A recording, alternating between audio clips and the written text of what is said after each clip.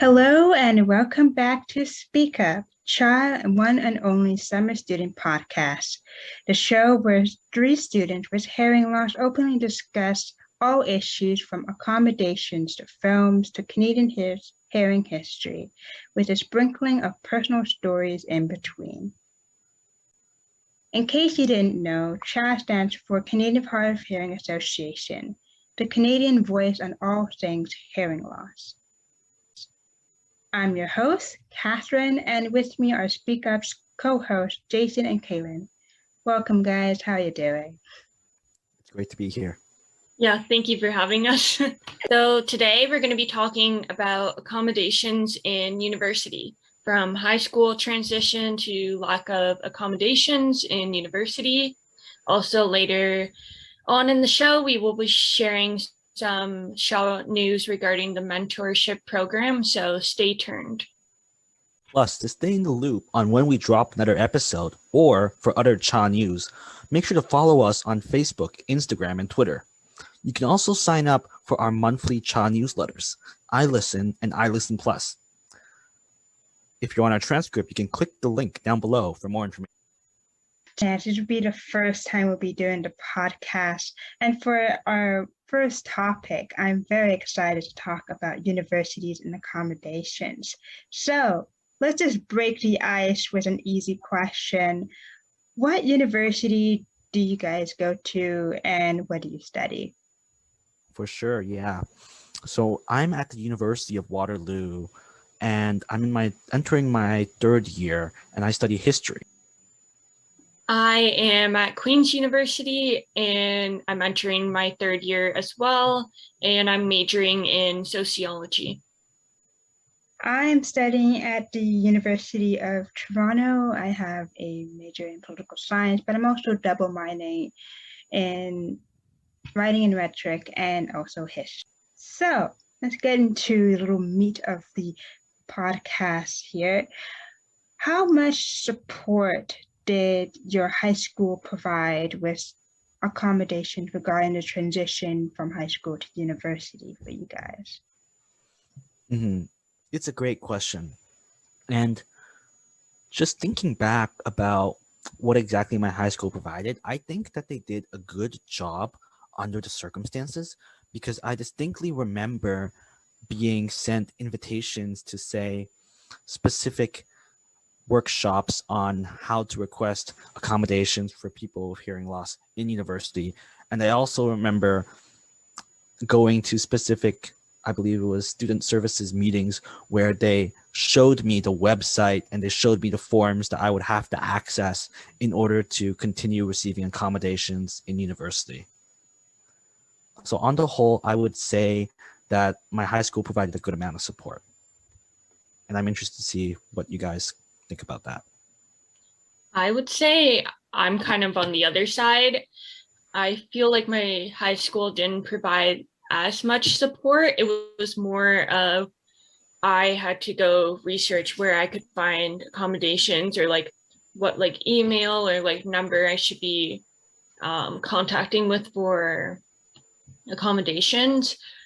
My guidance counselor was more of you make an appointment with her rather than them reaching out. So yeah, it was kind of something I had to do on my own.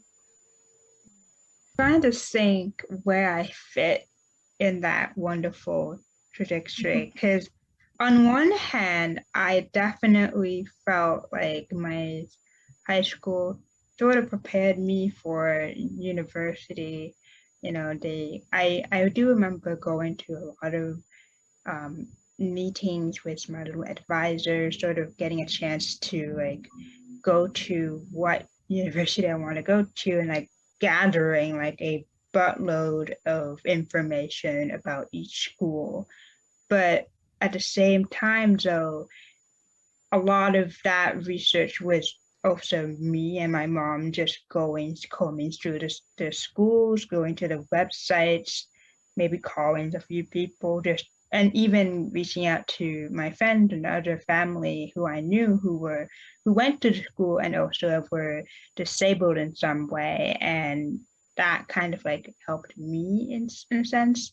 So I would say it prepared me, but I wouldn't say 100%. So I'm like 50-50.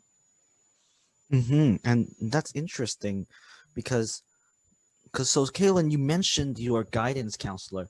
For me personally, I had a similar experience with my guidance counselor, but I would say the bulk of the support in terms of helping me get my accommodations came from my CERT teacher or my special education resource teacher.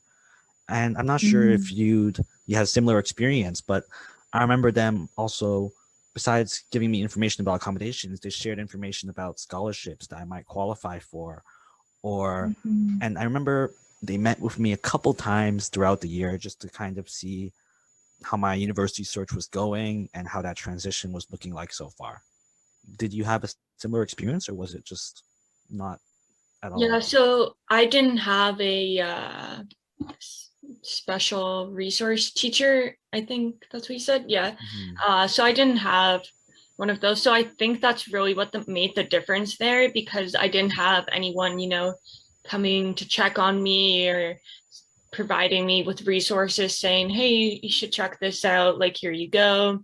So that's why I think I probably had less support, because it was more of my own findings.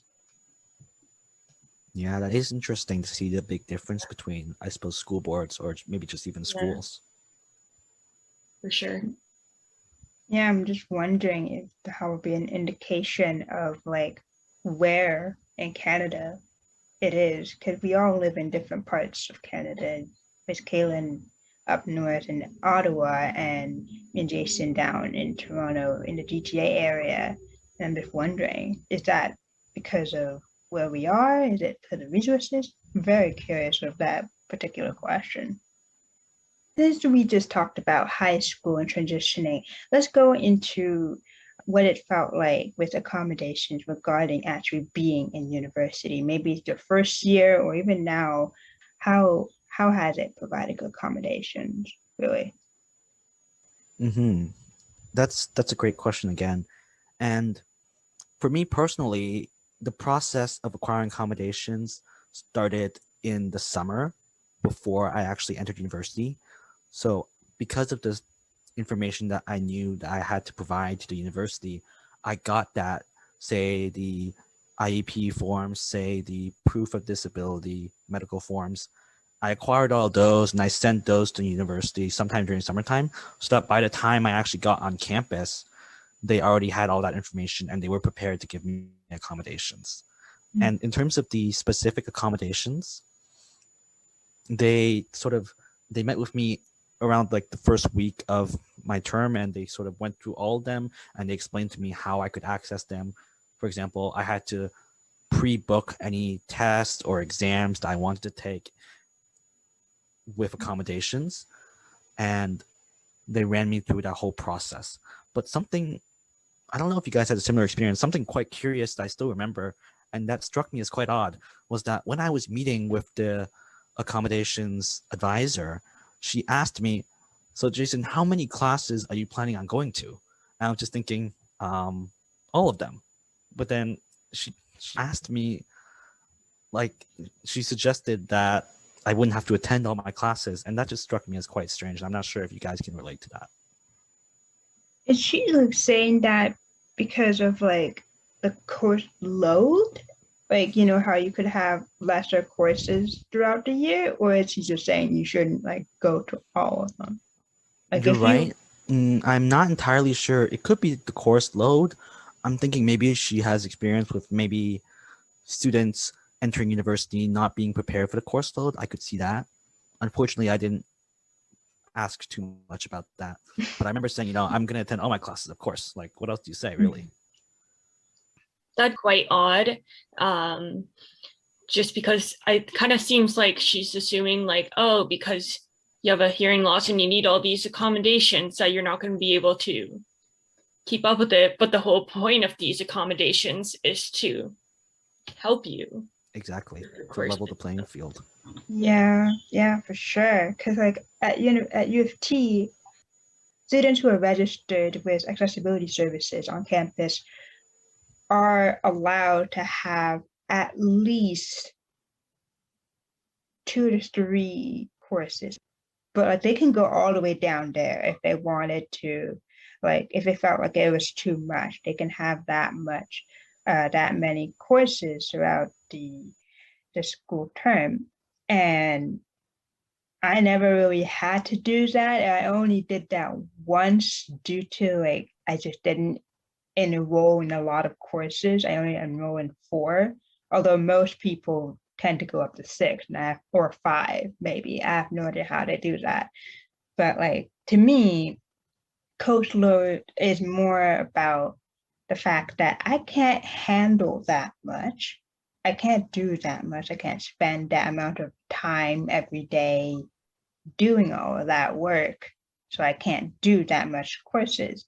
It's never really about like, because I have a disability, really. Although it could be a factor, but I don't know. Maybe it's different for you guys. Yeah, I took my full course load, but I would say like it was similar to like everyone else, I guess, juggling the amount of work. But back to Jason's experience with accommodations, I would say my experience was like pretty similar in the fact that in the summertime, I sent in all the forms and then we scheduled a meeting. And so I went to the school and sat down with one of the accessibility advisors. And in that meeting, we just sort of went over like what accommodations I may need and how I could access them. However, for the FAM system, because they don't have any, I had to go buy one. I was able to get funding, fortunately, but it's just not something they had there. Yeah, I had the same experience actually. They helped me get the funding, but it was a bit different from high school where I believe the school board purchased it for you and they gave it to you just for free. But I assume like you're not really paying for it in the end, but it is a bit of a extra step that you have to take. Yes, for sure. Yeah, I'm just thinking about my accommodations and what I had to do.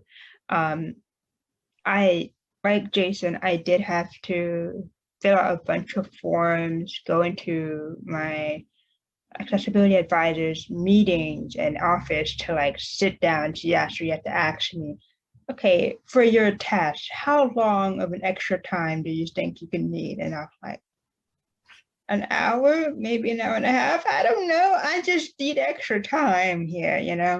But like, I just fill out a bunch of all of these information. And then based off of that information, they compiled this accessibility letter or accommodations letter that I would then send to all of my profs and my TAs. Although the prof is supposed to send it to my TA, but like that's a whole situation.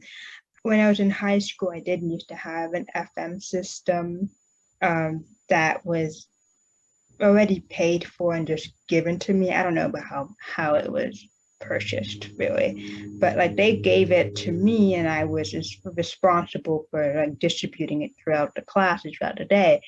However, as I moved to university, I was supposed to get a new pair of hearing aids and a new FM system because I had lost one of my hearing aids and it was horrible. However, the process of getting that FM system was pretty outrageous. They told me to like sign up for this grant funds, whatever, that you can purchase it. And I was all set up. All I had to do was really just go out and buy the thing. However, COVID happened, which prevented me from actually going out and buying the thing. And all places were closed. I couldn't go anywhere. So I was like stuck there for the rest of the year. And then school term ends and then they tell me, oh, because we gave you this money and you haven't provided receipts, we now are asking that you pay us back. So I had to pay them back for something that I still need. And so I had to pay them more money just to get a new grant to get it. It's so convoluted and frustrating. I'm glad it's way past behind me, but I'll never do that again. Yeah, I'm curious, Catherine, you mentioned that you had to pay to get that form signed.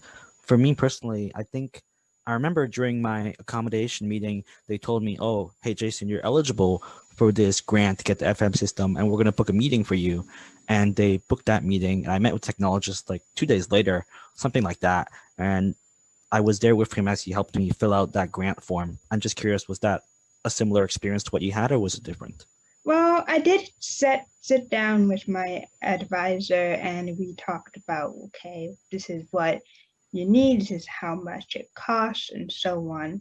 And all I needed to do was just really fill out the forms for the grant, to get the funds. And well, I didn't have to pay to do the forms itself. Okay, right. It is really the fact that the funds are being given to me on the condition that I provide receipts, meaning that I actually use the funds to purchase the said item to get the FM system or the hearing aids, as it is in the contract. So I just use the money, pay for the same, then take the receipt, take a photo or whatever, and send it to them to say, hey, I used the money and I'm good. In that situation, I don't have to pay a dime. However, it is because that I didn't provide the receipts within a certain time due to pandemic, that's when I have to pay them back full amount. So, yeah. So let's move on to the next question then. Have you guys ever had a professor or maybe even a TA who wasn't accommodating or didn't seem to understand your accommodations or how they could provide it? I would say the main issue I probably had with either like my professors or my TA was captioning. For some reason, most of the videos wouldn't have captioning, even though it's outlined in my accessibility form that I provide to them. I feel like they may not remember reading through it, or they may not have it like documented. So it would just be me having to go back up and just being like, hey, I need closed captioning for my hearing loss.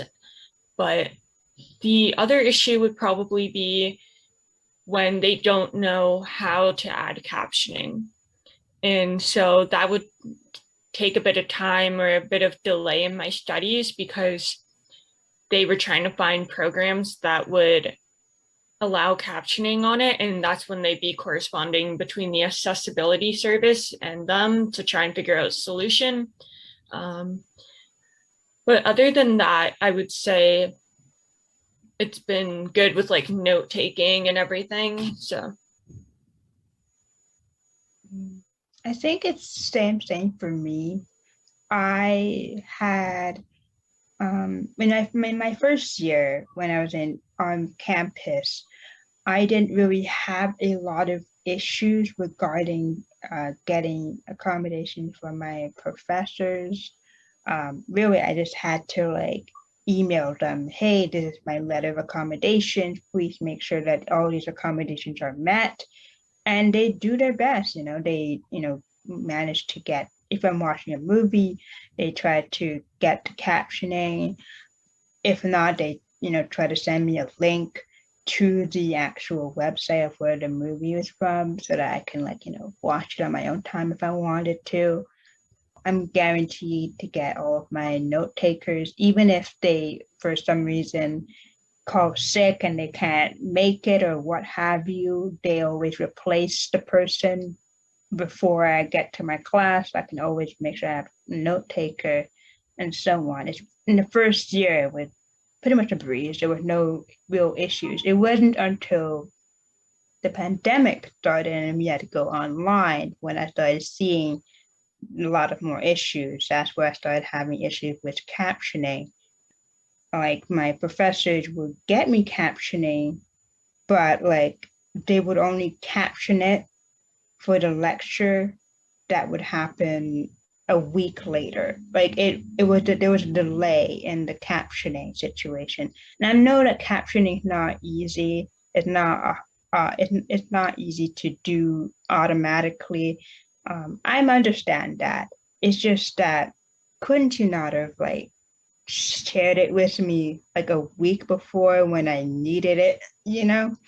But then there was this other situation where at school, like Jason, as you said, where you had to sign up to like, hey, I need to get accommodations for tests, right? Same thing here at U of T. However, for some reason, my TA was not aware of that. They didn't know that I had to sign up 2 weeks in advance to get extra time or whatever accommodations I need for tests. And so either they didn't get the letter of accommodation from my professor, or I don't know what happened, but there was a miscommunication at their part, and they ended up spreading out a information about this test that we were going to have on Wednesday, 2 days before the test. It was chaotic, not gonna lie. It was just everybody was freaking out because they had 2 days to prepare for it. But here am I trying to figure out, sure, I can study in 2 days.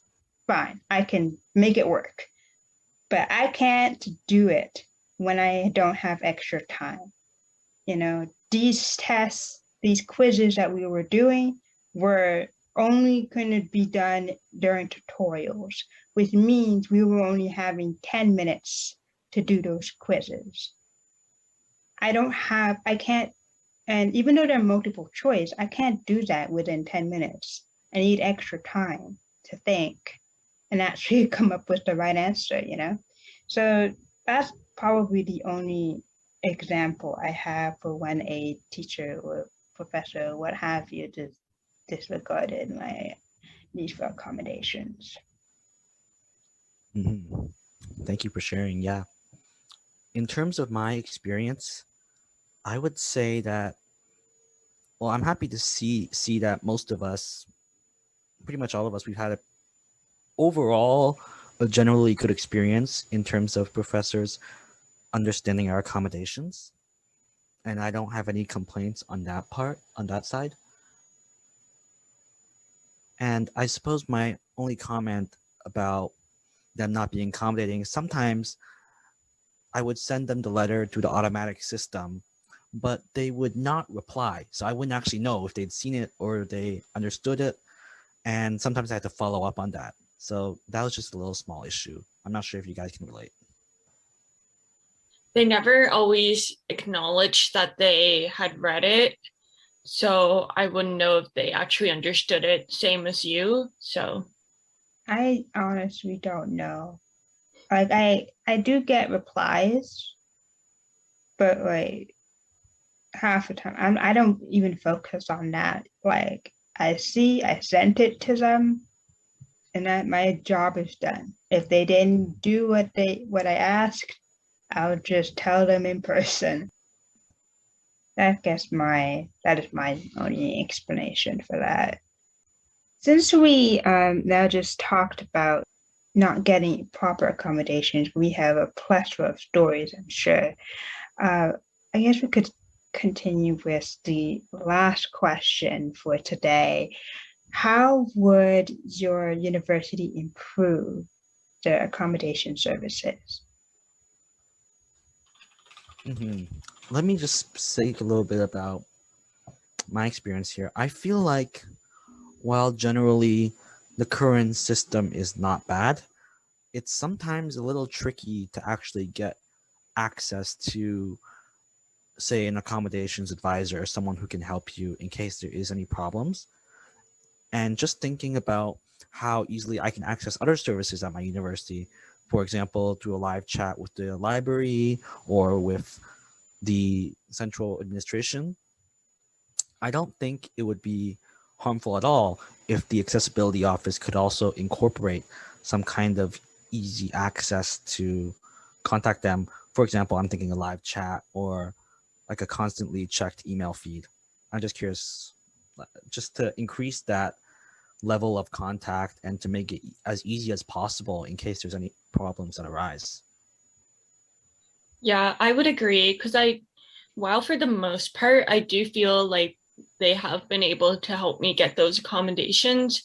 I would say, especially at the beginning when they're getting all those accommodations in, it's difficult to keep in contact with them through email just because they get so many emails for different accommodations. So I think like a live chat would be great. You know, if they have time to quickly help you with something, they could help you with that. Or even just getting an extra person, you know, to work on the live chat. That's actually a very good idea. I've never really thought of that. Actually, that could really help.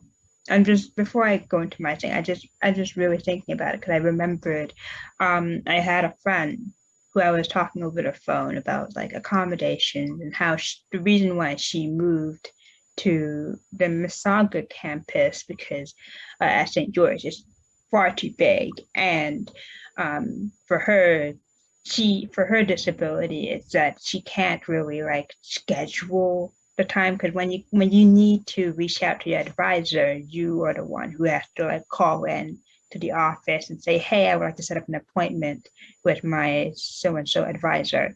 And for her, she can't do that, and because she always forgets, and like, you know, it's not something that she can do. But if she could like, you know, go into a live chat to say, hey, I need help with this will be a lot easier. I'm just thinking out loud for that. But for me, I think I've been thinking about how U of T should improve those things. I've seen that they should improve in two ways. One, that they should improve the different types of accommodations they offer. For example, captioning. We got captions for videos and so on, and that's great.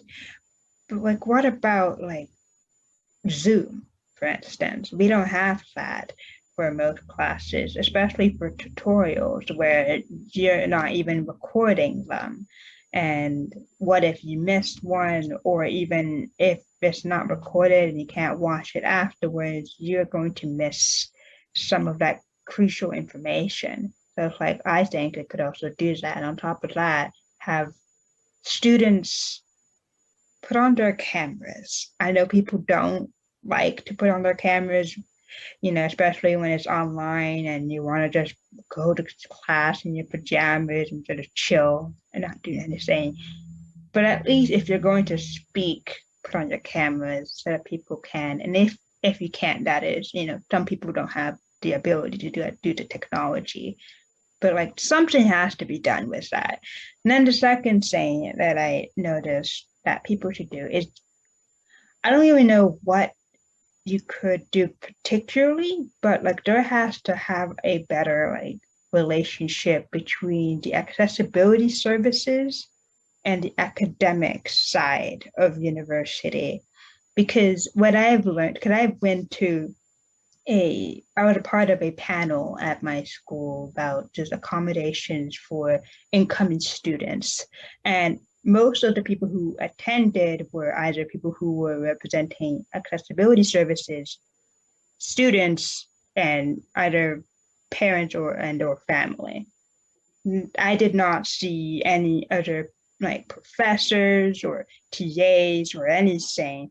And like I went to like the first 2 minutes of that meeting and I'm like, this is important information. I feel like people in the academic side should know this, but they don't.